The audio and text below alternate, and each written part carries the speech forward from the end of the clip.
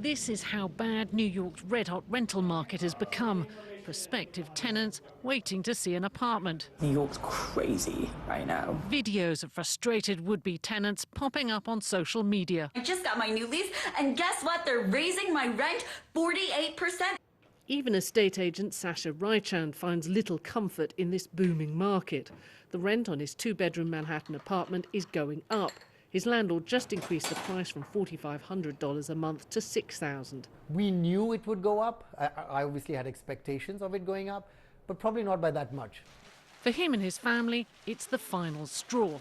They're packing up and leaving the city. We did look at trying to find a place in Manhattan, but firstly, the inventory was so low. And secondly, the kind of rates that landlords are now expecting are so high.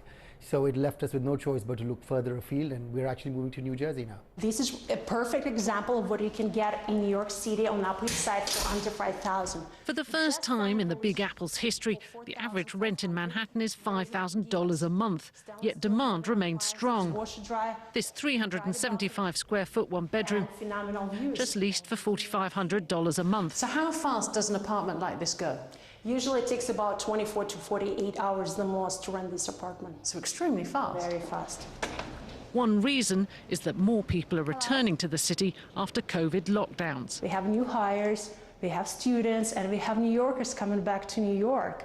And it all affects the prices. Are you surprised, given how expensive things are and post-pandemic and reports of high crime, that New York continues to be a desirable place? New York is New York. There is no other place like New York.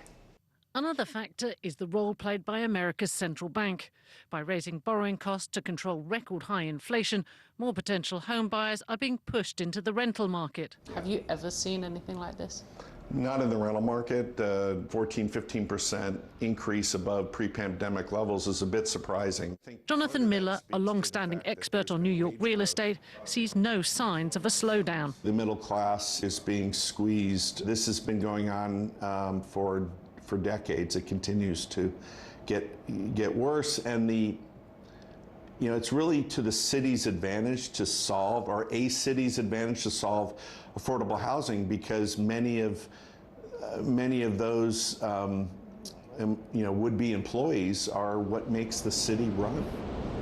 Views like this help explain why so many people want to live in Manhattan, but soaring prices are putting it increasingly out of reach for many. In fact, you'd have to make around $200,000 a year if you only wanted to spend 30% of your income on rent. With more people being squeezed by the cost of living crisis, the only question on renters' minds is when will prices come down? Michelle Fleury, BBC News, New York.